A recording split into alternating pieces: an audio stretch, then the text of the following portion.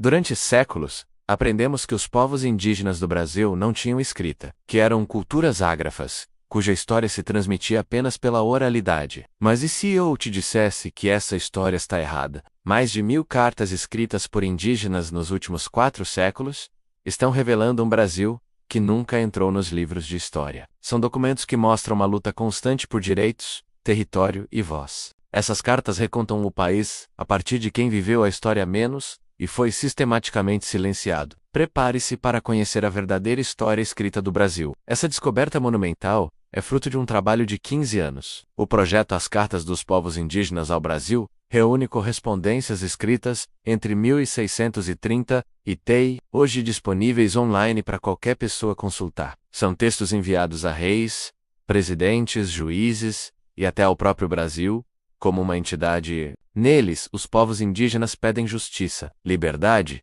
e a demarcação de seus territórios, mas também falam de educação, política e, acima de tudo, sobrevivência cultural. O trabalho é coordenado por Suzane Costa da UFBI e da University of London, e por Rafael Zucuro-Querieri, da UFBA e do King's College. Juntos, eles catalogaram cerca de 2.000 documentos, dos quais mais de 1.300 já estão disponíveis digitalmente. É um acervo que resgata a voz de centenas de lideranças e comunidades que, por muito tempo, foram consideradas invisíveis. Cada carta digitalizada é um pedaço da nossa história que volta à vida, provando que os povos originários sempre estiveram na vanguarda da luta política. Esses registros derrubam de vez o mito da ausência de escrita indígena, como a própria pesquisadora Suzane Costa explica. É mais fácil afirmar que eles não escreviam do que investigar seus modos próprios de composição. E os documentos provam isso. Temos cartas do século XVII como a de Antônio da Costa Marapirão, da etnia Tabajara. Em 1649,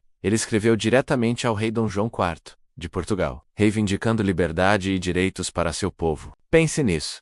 Enquanto a Europa ainda via os indígenas como súditos sem voz, eles já assinavam cartas formais, com domínio da linguagem diplomática, exigindo autonomia e respeito. Essas cartas, encontradas em arquivos em Haia, na Holanda, mostram que a negociação política e a escrita eram ferramentas de resistência muito antes do que imaginávamos. O acervo é tão vasto que os pesquisadores o dividiram em 3 grandes períodos históricos, cada um revelando um capítulo diferente dessa longa jornada de resistência. A primeira fase vai de 1630 a 1680, no auge do período colonial. As cartas desse tempo são gritos contra a escravidão e pedidos desesperados por liberdade. São documentos que mostram a brutalidade da colonização, mas também a incrível resiliência dos povos que se recusaram a ser apagados. A segunda fase abrange o período de 1888 a 1930, após a abolição da escravatura e durante o nascimento da República. Nesse momento, as cartas mudam de tom. Os indígenas passam a reivindicar cidadania, a exigir seu lugar como brasileiros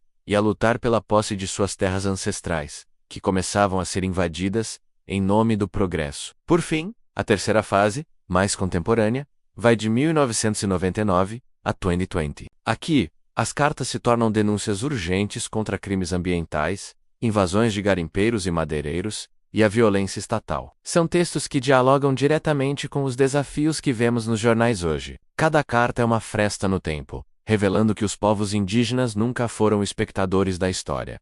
Eles sempre estiveram escrevendo dentro dela. Um dos momentos mais fascinantes revelados por essa pesquisa é a Assembleia Patiguara de 1645. Imagine, em plena guerra colonial, 134 indígenas potiguaras se reúnem na capitania de Itamaracá, em Pernambuco. Foi a primeira Assembleia Indígena registrada no Brasil. E o mais incrível dessa reunião, saiu um documento político. Uma ata redigida por um escrivão indígena chamado Clemente da Silva. O texto, escrito em português, tratava de autonomia política, da criação de câmaras municipais próprias e da necessidade de ter professores indígenas. Era uma proposta de autogoverno e resistência cultural feita há quase 400 anos. Isso mostra que a organização política e a busca por autonomia não são fenômenos recentes, mas uma prática ancestral que sobreviveu a séculos de opressão. Outro ponto fundamental que essas cartas revelam é um conceito que a professora Suzane Costa chama de povo-autor. Essa ideia rompe completamente com a nossa noção ocidental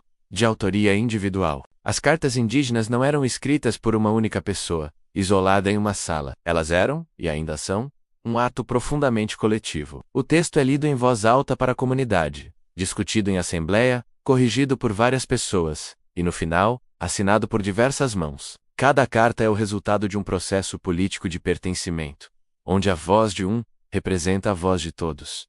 Por isso, a carta não é apenas um papel, ela é um corpo coletivo em movimento. É a prova de que, para os povos indígenas, a escrita é um ato comunitário, uma ferramenta de união e fortalecimento político.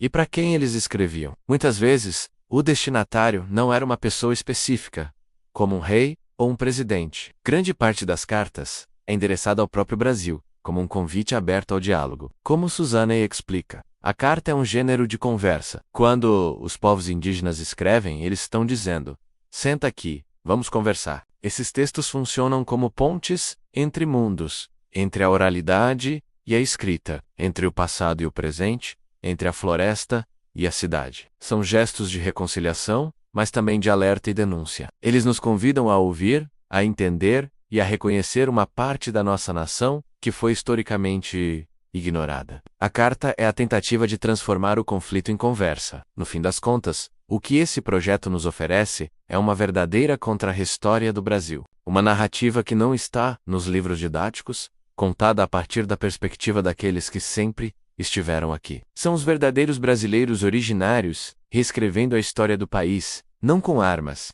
mas com a força da palavra. Como afirma a professora Suzanne, essas cartas precisam entrar nas escolas. Elas são a história do Brasil, contada pelos próprios brasileiros. Recontar o passado é um ato político. E, com essas cartas, os povos indígenas estão tomando as rédeas da própria narrativa, com a própria voz, mostrando que a sua história é na verdade a nossa história. Cada uma dessas cartas é uma prova de que escrever é existir. Por 4 séculos, os povos indígenas vêm usando a escrita para dizer, de todas as formas possíveis: nós estamos aqui, nós resistimos, nós temos uma voz. E agora finalmente parece que o Brasil começa a escutá-los. Porque essas cartas não são apenas sobre o passado, elas são o Brasil conversando consigo mesmo, buscando um futuro mais justo e plural. Obrigado por assistir. Se você se emocionou com essa história tanto quanto eu, compartilhe este vídeo para que mais pessoas conheçam a verdadeira história escrita do nosso país. Não se esqueça de curtir e se inscrever no canal